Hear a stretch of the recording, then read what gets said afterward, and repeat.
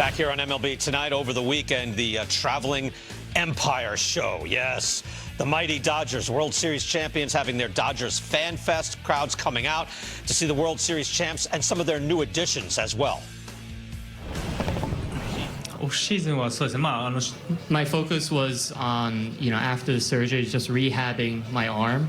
With going into the postseason, didn't really have a lot of time to be able to have a significant time to relax. But in a sense, I just felt like this offseason was the busiest offseason by far. Just literally feels like you just won the game and we're back in it. What it meant to so many people, day in and day out, when I'm out and about in the community, people coming up to me and telling me what that home run, the World Series, the championship meant to them. I think that's why we all play sports, is to bring joy and memories and create those kind of things for the fans. And to be able to do that for these fans, I think that was pretty special. Mookie, Shohei, they're talking about legacy. They're talking about going back to back. And then also now we're introducing guys that are new to this city, this organization, that are hungry to get a championship. So I think that melding all these guys together, we're going to really continue to just take off. Don't they seem so happy? They seem so... It's great to be a champion. I know. I got used to Dave Roberts going, we won 107 games. I don't want to feel disappointed, but I wish we could have won. Now they're like, hey, we won. Everything is good. The news in all of that was Shohei Ohtani saying that he may not be ready to pitch, because he's going to be pitching again this year, until about mid-May. He had surgery on his shoulder that he jammed in the World Series while sliding, but not his pitching shoulder. But again, he's getting this elbow ready. He's got this shoulder to fix. He's also a hitter. There's a lot going on, and it seems, Mike, the Dodgers are never in any rush to get a pitcher out there early in the season. And they don't have to be. Signing Blake Snell, Sasaki, they're going to have Yamamoto, Tyler Glasnow. They can, as we look here, what's, the Dodgers 2025 options. I mean, they can go 6, even 7 deep and bide their time. Make sure Ohtani's 100%. Because why are we going to rush him? I think they're so much better than everyone, not only in their division, but in the whole league, that there really is no point. Why are you going to risk hoping Ohtani makes the start April 15th when if he does it May 15th, it's not going to change anything for that team? They're just too loaded. And, I mean, they got to be the favorites by far to repeat. They're really building this super team. From a rotation standpoint, position player standpoint, the bullpen is significantly better. It's unbelievable. It's outstanding. So it's going to be fun to watch, and they're kind of turning into like what the Yankees were in the late 90s. Oh, there's no question. Yeah, everyone's not. Now they're kind of upset that they're getting all the players, So now, see, you notice I called them the Empire. I didn't call them the Evil Empire. Right. But, to a lot of people, they will be. If they win 120 games to win the World Series, it'll be Evil Empire. Correct. Because what they've done to stack things up, with what they did in their bullpen alone, and then with their rotation to get Roki Sasaki, who could be a superstar, year 2 of Yamamoto. They haven't re-signed Clayton Kershaw as of yet, but he could slot right in, be another guy with another 120 excellent innings. And that's not even counting when Ohtani, who is a premier pitcher, will rejoin the rotation in some form. Yeah, and usually the MO of the Dodgers where we have 6 guys at the beginning, and it seemed like we were searching for the 3rd starter come playoff time. They can kind of reverse the script right now and start off, same with those 6 guys, but the reinforcements that they have coming can kind of lead to, for me, the question marks. For me, it's Tyler Glasnow. Like, I want Tyler Glasnow healthy in the postseason. Right. Because he can be electric. So there's just no rush. They're so deep, they're so talented that you mentioned Kershaw. Forget 120. He can give me 70 good innings. Right. Like, that's take 8 starts away. So they have so much flexibility with the way they've structured a lot of the deals, a lot of deferrals, and I think it's become a place where all these free agents now want to join. They want to join. Like, back in the day, do you think you'd get 4 guys, these bullpen guys, when I see Kirby Yates and you got Trinan coming back, and it's just big name after big name. Tanner Scott, like, I didn't think for the life of me Tanner Scott was going to go to the Dodgers because I thought someone was going to blow him out of the water. You think the Padres aren't like, oh, wow, they took our guy. Tanner Scott's a kill shot. Right, he's fantastic. Best relief pitcher on the market. Yeah. I'll just say, last year when we were sitting, this time last year doing MLB Tonights, I would ask, how many wins for the Dodgers? How many wins for the Dodgers? And we were all saying, all of it, me too, outrageous numbers. They won 98. A lot of things can go sideways along the way. I don't see that happening. Not this but year. I thought last year, you're right. I thought that last year it could do. This year's a different story. All right, how many wins for the Dodgers? We'll take a short break. PECOTA projections are out. Dodgers got the top number in this sport. Might not be as high as you think. We'll look at the PECOTA projections and some of the surprises, including one in the city of Chicago. That's next.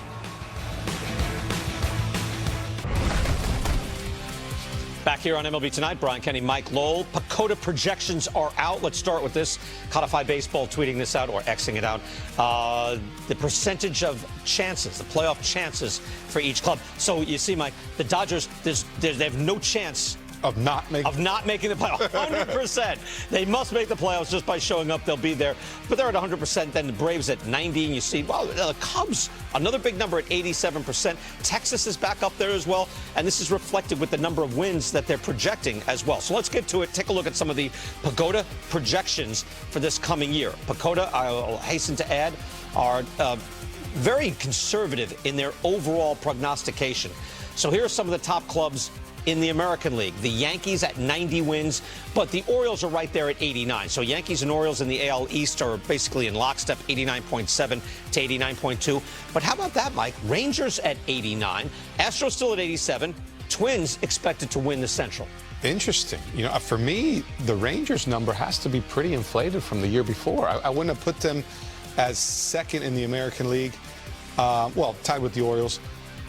I think PECOTA in ranking how good the teams are good, but yeah, it seems like some of these are deflated numbers. Would you say they err on the side of caution? Would be yes. What PECOTA is doing as we move to the National League, it's really checking in on the horsepower of the engine. Gotcha. And so here is what they're saying about the Dodgers. Their projection system is saying about the Dodgers at least 104. That's a big number for PECOTA at 104 wins. So they are, it's not that they're not bullish on the Dodgers, even though they were averaging 107 up until last year. But the Braves coming in with a big number, 92. Cubs coming in with a big number, 91. And the Mets just barely, it's basically a tie. Mets tied with the Phillies. Yeah. So let's start with that. Do we agree on 104? Does that sound about right? Does that sound light? For me, it's light, but I agree with them being the best team in the league by at least 5 wins. If PECOTA threw them at 107, 108, I don't think it would shock me. I'd be like, yeah. It would only shock me within the realm of their projections. The way they normally that's all. do Not, it. Yes. Not anything else. They were averaging 107. Yeah, up until last year on a disappointing 98 and the World Series. But also, like, trying to measure, I'm not sure exactly how they try to measure. What would Yamamoto do this year in year 2 after making an adjustment? What does Roki Sasaki do? How many innings does he pitch? I don't think it can figure all those things out. And I think the Dodgers are going to be better than what PECOTA is saying. I agree. It would not shock me. Forget PECOTA. If the Dodgers go out and win 113 games, I'd be like, yeah, they're capable. I think they are. But moving forward, the Cubs at 91, I find that aggressive. Yeah. I really do. And I hope. I think it's good for baseball if the Cubs are in there. But over the Mets and the Phillies, I don't know. I feel like those two teams, Mets and Phillies, have a little bit deeper track record than what we've seen out of the Cubs the last couple of years. Yeah, I think the addition of Kyle Tucker is something that adds to the horsepower of the club. Seiya Suzuki's off a very good year. You've got a lot of stability between Dansby Swanson, Nico Horner. I think it measures that WAR. If you have enough players with a solid 4 WAR all around your field, I think that helps. And that's where they are. All right, so 104 wins. Here's what PECOTA has projected for the Dodgers in the last couple of years. Last 4 years, here's their number 1 projection. Last year, it was the Dodgers. So they were even a little conservative last year at 101, and they actually came in at 98. They had the Yankees at 99. Yankees disappointed 2 years ago at 82. Before that, it was the Dodgers at 101 and 104 before that, and they came in at a 111 and 106. Actually, PECOTA's looking pretty good on these. How about that, Mike? And honestly, 2023 Yankees, they had a slew of injuries as well. So I think, they're I don't think PECOTA takes into the fact if you lose a superstar player. No, I have no way of knowing. Exactly. Run into a fence. Exactly. Right. Exactly. Again, it's a little closer. Most times when PECOTA gets in the media, they get drilled. We're not doing that. Take a look at the low end of things because I teased, a Chicago team with some surprises. We're not talking about the White Sox. Where'd the White Sox come in? 100 losses is what they come in. But they come in with the Tigers after that impressive, 86 win season. PECOTA has them at 79. Brewers only coming in at 80. Reds at 74. My theory on that, Mike, is that Pacoda can't look at every Christian Encarnacion strand and say, that was an off year, he's going to be better. They can just look at what the guy actually has done. And I think the Brewers are normally better than the sum of their parts.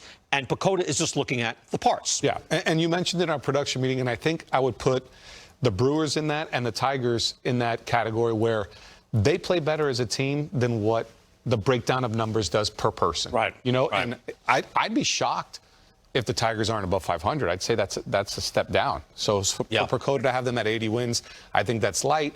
The Brewers, 13 wins less, maybe with the addition of Brandon Woodruff, a healthy Brandon Woodruff. I'm like, hey, I take that number. And no Willie Adames, though. So that's like a 5-win player. Sure. Take him off the board. Again, anytime a team seems like insulted by these projections, I'm like, don't be insulted. You know, be honored. Knowing and don't be mad at you, it's right? like they're not be mad at me either, right? It's like, no, they're saying that you are better than the sum of your parts, which, you know, is kind of a little bit of the magic and the camaraderie and the direction of the team, the all-around culture. All those things that you believe All in. those things that I thoroughly believe in, at least when he's sitting. All right, final strike time. First of all, it's wrong that you were not in that montage, Mike. It's a sore spot in my heart. Where's the young Mike Lowell? Anyway, Luka Doncic, of course, the massive trade in the NBA over the weekend. And the Luka trade in baseball terms, it's like trading Bobby Witt for Corbin Burns and saying afterwards it's because pitching wins championships. Interesting. Again, I can't break that down right now in basketball terms as far as baseball, but I know it immediately hit me that, well, baseball has had seismic trades before. Last year we saw Juan Soto, right? Juan Soto comes over. We know he's one of the top players in baseball going to the Yankees. It turns out it was just 1 year. But that was a mega trade. And look, A.J. Preller of the Padres getting back Michael King, among others, made a big impact. He didn't lose that trade. Yeah, you can say he got a haul. And but I do think it was softened from being a monumental trade because it was just a 1 year. It ended up being a 1 year rental for the Yankees with Juan Soto. Yeah, Drew Thorpe became Dylan Cease, by the way. So that's actually a rare case where, hey, let's unload a superstar and do well. The other one that popped up, actually, you brought this up first. Mookie Betts, that trade was a seismic deal. Here's a superstar. We can't get him to sign a contract. Well, in this case, I'm not saying that was the Mavericks, but so we can't get a contract. So we're going to trade him and try to get something back in return. That did not work out. No, it did not. And I think if you look back and say, hey, would Mookie Betts be a guy the Red Sox would give $300 million to right now? Absolutely, especially at the time of this trade. I mean, Alex Verdugo was a super prospect. Jeter Downs, I think, was a former #1 pick. Connor Wong's actually done a pretty good job for the Red Sox, but obviously he is not Mookie Betts. I'm going to say advantage Dodgers on this one. Again, now they made that trade. The Dodgers made the trade and then signed Mookie Betts to an extension. Correct. So he wasn't guaranteed that he was going to stay there, but they made it work. They made that happen. Yes. Here's another one you brought up. Why don't you bring it up since you brought it up earlier? Well, for being a Marlin, when Miguel Cabrera got traded to the Tigers, I was like, wow, what are you going to get back? And you look at it was supposed to be a haul, and I will say Andrew Miller was a monster top prospect. I think him, along with our own Cameron Maybin, were two guys that they thought were going to be cornerstones for the Marlins franchise. Not sure it panned out too well for the Marlins. Cabrera ended up winning MVPs, Triple Crowns, surefire Hall of Famer. Does Cabrera go into the Hall of Fame as a Tiger? Oh, yeah. Yeah? Oh, yeah. I don't know if it's at the time of that trade, he went his first year with the Tigers was his age 25 season. That's incredible. He had already, though, a bunch of times he'd hit like 339. He'd slugged 540. It wasn't like, I don't know if this kid's going to amount to anything. Oh, no. They knew they were getting a superstar, and he played out every bit of it. It shows you, as big as baseball trades are, again, in the NBA, there's 5 players, man. You know what? I mean, I know nothing about the trade, but I know this. You can't trade that guy. Yeah. You know what I'm saying? Big impact. You know, wait, he's a first-team All-NBA. He's 25 years old. You can't trade that guy. But I'll save that for a digging in at another time. Thanks for watching. そして今シーズンのドジャースについて語るたびに感じるのはやはりこのチームの特別さです。ワールドシリーズ優勝という偉業を成し遂げた直後も彼らはただ満足するのではなくさらに高みを目指す姿勢を見せています。ファンフェストでの熱気あふれる雰囲気を見てもわかるようにこのチームがどれだけファンに愛されそしてファンと共に歩んでいるのかが伝わってきます。ドジャースの選手たちはただ試合に勝つことだけを考えているわけではありません。彼らはその勝利がファンにどれほどの意味を持つのかを理解しその一瞬一瞬を大切にしているのです。今シーズン最も注目されるのはやはり大谷翔平選手のピッチング復帰時期でしょう。手術の影響もあり早くても5月中旬まではマウンドに立たない見込みですがドジャースには彼をじらせる必要がないほどの圧倒的な戦力があります。山本投手、グラスノー投手、スネル投手、さらには佐々木朗まで投手という、まるでオールスター級のローテーションが揃っています。この充実した投手陣によって、大谷選手は 100% の状態で戻ってくるまでじっくりと調整することができるでしょう。開幕から全力で飛ばすよりも、シーズンを通じて万全の状態を維持することが重要です。ドジャースは、長期的な視点でチームを作り上げることに長けた球団であり、その戦略の下で彼が最高のパフォーマンスを発揮できる環境が整えられています。そして、チーム全体を見渡すと、ドジャースはまさに、スーパーチーム、と呼ぶにふさわしい陣容を誇っています。ワールドシリーズを制覇した後でも補強の手を緩めることなく、さらに強化されたブルペンにはトレイネン投手やカービー、イエーツ投手、さらには今を不最大の目玉であるタナー、スコット投手まで加わりました。これほどの補強を進めながらも、選手たちは決して個人プレーに走ることなく、お互いを支え合いながらチームとしての結束を深めています。この姿勢こそが、ドジャースが単なるスター軍団ではなく、チームとしての強さを持つ理由なのです。また、ドジャースがこれほどまでに成功を収めている理由の一つに、チームの文化があります。ただ強い選手を集めるだけではなく、選手たちが本当にプレーしたいと思える環境を整えています。その結果、今やフリーエージェント市場では、ドジャースに行きたいと考える選手が後を絶たない状況になっています。これは90年代後半のヤンキースと似た状況であり、どの選手も優勝の可能性が最も高いチームの一員になりたいと思っているのです。ある意味では、エンパイアと呼ばれることを覚悟しながらも、彼らは勝ち続けるために必要な全てを備えています。PECOTA の予想では、ドジャースの勝利数は104とされていますが、実際にはそれ以上の成績を残す可能性が高いでしょう。過去数年間、ドジャースは毎年のように100勝以上を記録し続けており、昨シーズンはわずか98勝に終わったとはいえ、それでもワールドシリーズ優勝を達成しました。今シーズンはさらにロースターが充実し、開幕から最後の試合まで圧倒的な強さを発揮することが期待されています。実際、一部の専門家は、113勝も現実的、とさえ予測しており、ドジャースがリーグを支配するシーズンになることは間違いありません。しかし、ただ勝利を重ねるだけではなく、ドジャースの選手たちがどれほど楽しんでプレーしているのかも印象的です。試合後のインタビューやファンフェストでの様子を見ると、彼らは単なるプロフェッショナルとしてではなく、本当に野球を愛し、仲間と共に戦うことを楽しんでいるのが伝わってきます。特にムーキー、ベッツ選手や大谷翔平選手が、レガシーについて語っていたのは印象的でした。彼らは単なる一時の成功ではなく、歴史に名を刻むようなチームを作り上げようとしているのです。ドジャースは今、まさに黄金時代の真っ只中にいます。昨シーズンの優勝で終わりではなく、新たな挑戦がすでに始まっています。彼らがどこまで勝ち続けるのか、どのような歴史を作るのか、その全てが今シーズンの楽しみとなるでしょう。そして、ファンとしてもその瞬間を一緒に味わえることが最高の喜びです。これからもドジャースのシーズンを一緒に追いかけていきましょう。試合のハイライトや選手のコメント、最新情報を見逃さないためにも、ぜひチャンネル登録をお願いします。ドジャースがどこまで進化するのか、一緒に楽しみながら見守りましょう。